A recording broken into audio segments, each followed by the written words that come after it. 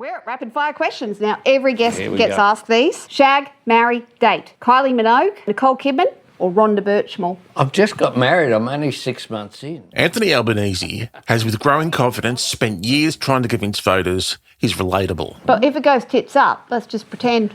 Oh, Kylie, clearly. But this week, that confidence carried him somewhere the office of Prime Minister probably shouldn't go. You'd marry Kylie and shag her and date her? All of the above. All right, it's a triple. She's terrific. Right. The apology came quickly. Then as the Prime Minister turned to rugby league diplomacy in the Pacific, China tested a missile capable of carrying a nuclear warhead. It was a week that moved swiftly from political embarrassment to regional unease and left Labor managing the Prime Minister's image at home and Australia's influence abroad. I'm Daniel James, and you're listening to 7am. Today, press gallery veteran Paul Bongiorno on a turbulent week for Anthony Albaense, marked with missteps, a communication breakdown, and a focus on Pacific diplomacy in tumultuous geopolitical waters.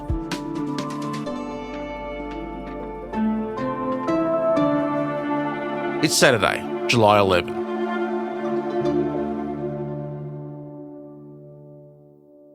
Paul, the PM started the week with an apology after some unfortunate comments on a comedy podcast. That's a rookie error, isn't it? I mean, surely it's beyond the office of the PM. I mean, you don't eat an onion on camera. We all know this by now. But you also don't play shag, marry, date, do you? Well, you certainly don't. I mean, I really agree I with never thought I'd ask you a question like that.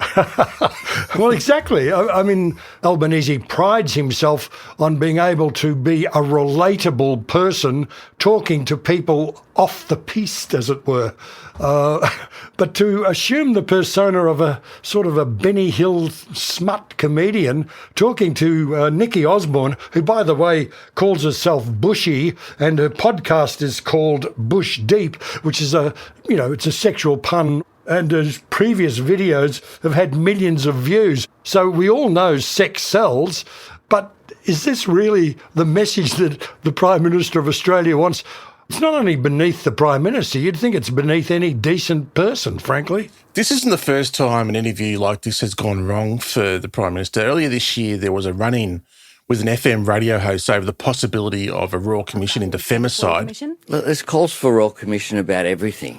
Well, I think deaths of women are pretty paramount. Yeah, there are, but you've got to work out, what does a Royal Commission do besides fund lawyers? Do missteps like these leave him open to criticism for having a woman problem? Well, look, it's a bit mystifying because as his defenders, the acting Prime Minister, Miles and Tanya Plibersek, by the way, Plibersek wasn't told that Albanese had put out an apology for his remarks in regard to shagging Kylie Minogue.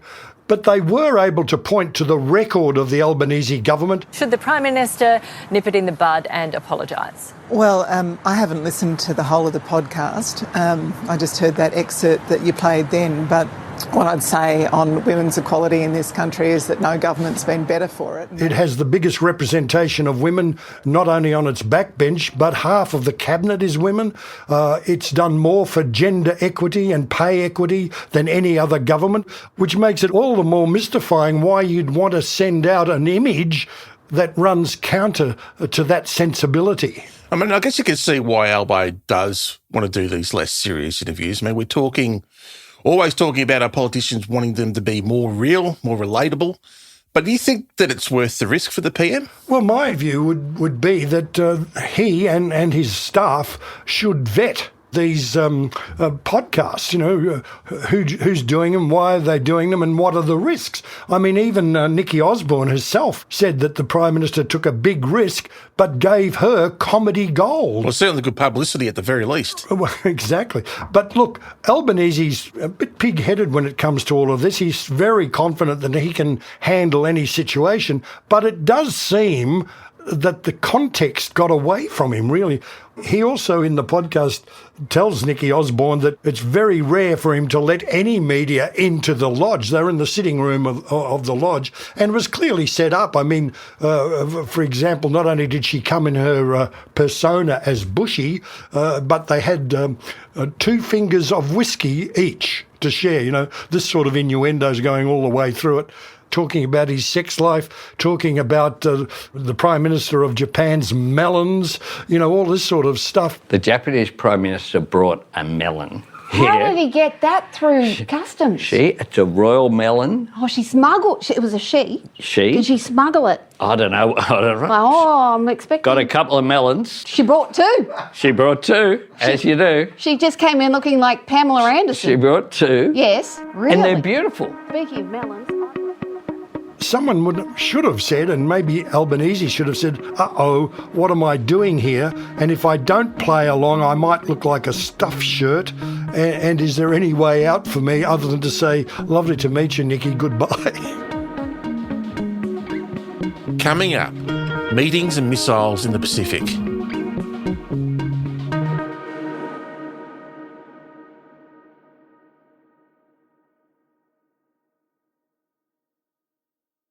Paul, this week the PM was doing security deals with our Pacific neighbours.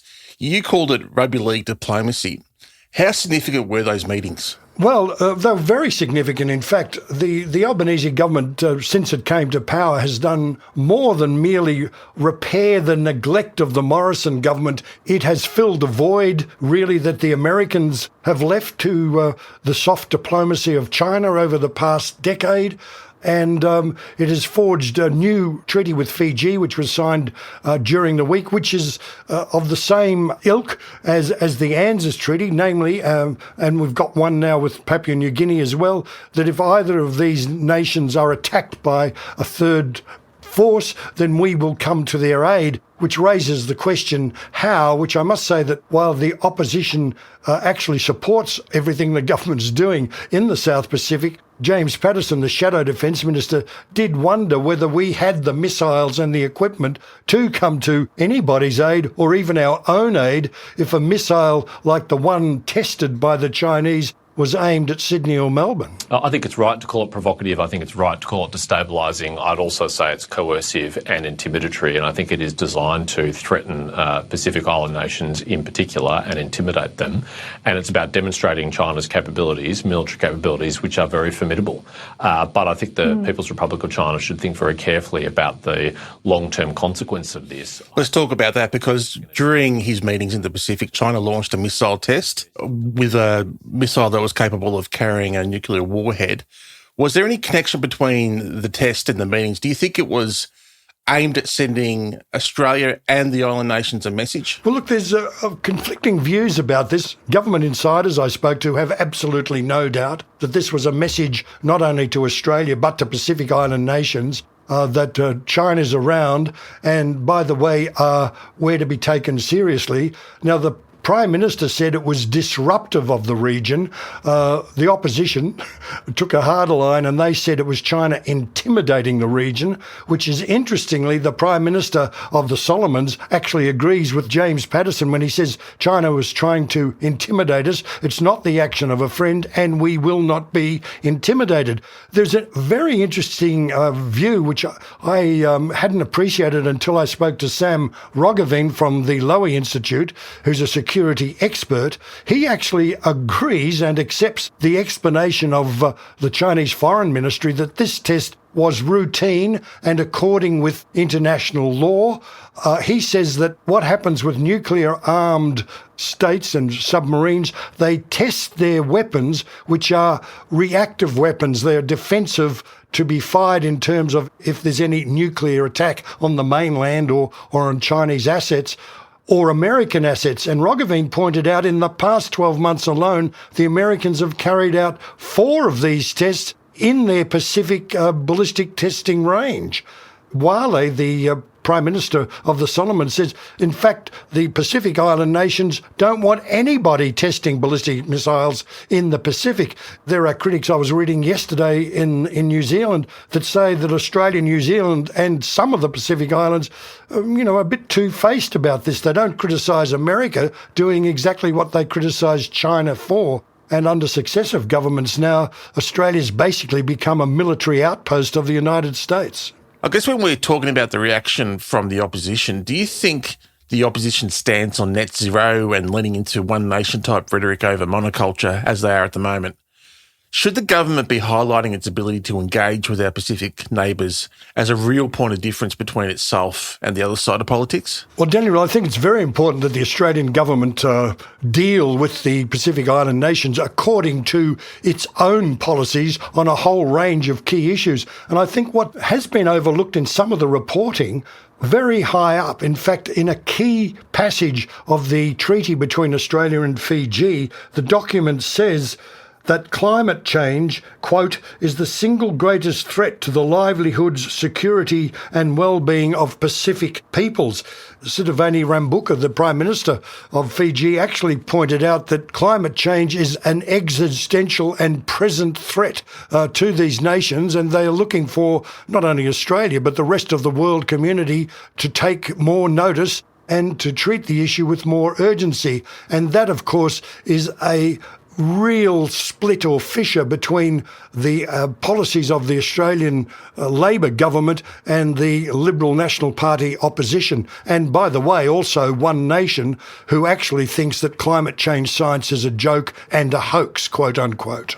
There was also a practical bit in the agreement that says Australia and Vanuatu plan to work together on renewable energy, renewable power for Vanuatu's communities, wasn't there? Yeah, that's right. I mean, they're looking for support from Australia and they're getting it. All this comes, Paul, at a time when Indian Prime Minister Narendra Modi is in Australia for the annual meeting with our Prime Minister.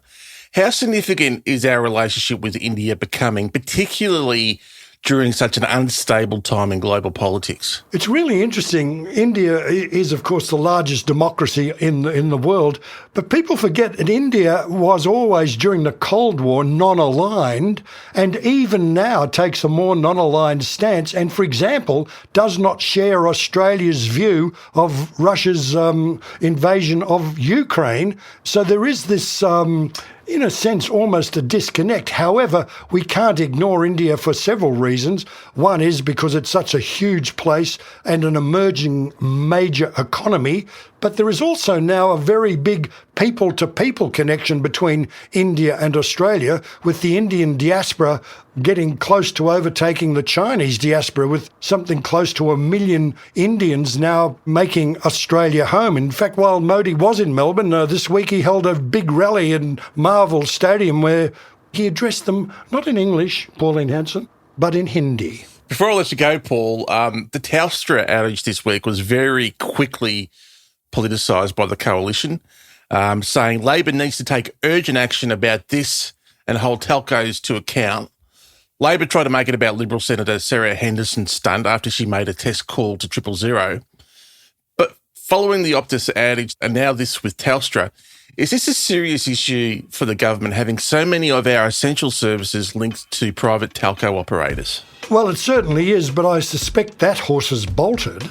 But you'd have to say what's going on. I mean, a lot of people went back to Telstra after the Optus situation, and Vodafone had earlier issues that seems to have sorted them all out.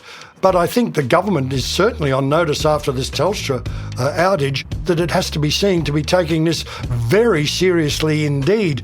Now, there's no doubt that the opposition, particularly Sarah Henderson, the shadow minister in this area of communications, was quick and rushed to politicise it. But you know that even when a strident critic like Henderson speaks out, and maybe she shouldn't have made her own test calls to 000. In fact, there's a suggestion she might have broken the law in doing it. She has, I think, pinpointed a real and urgent crisis that needs to be addressed by the government. Paul, you've got my number. You can call me anytime. Thanks once again for being on 7am. Good on you, Daniel. Bye.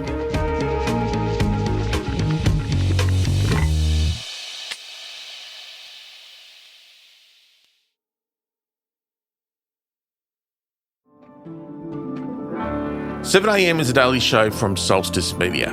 It's made by Ariel Richards, Atticus Bastow, Chris Dengate, Crystal Keller, Renee Auckland, Ruby Jones, Travis Evans, Zoltan Fetcho Jr. and me, Daniel James. Our theme music is by Ned Beckley and Josh Hogan of Envelope Audio. Thanks for listening to 7am this week. Have a great weekend.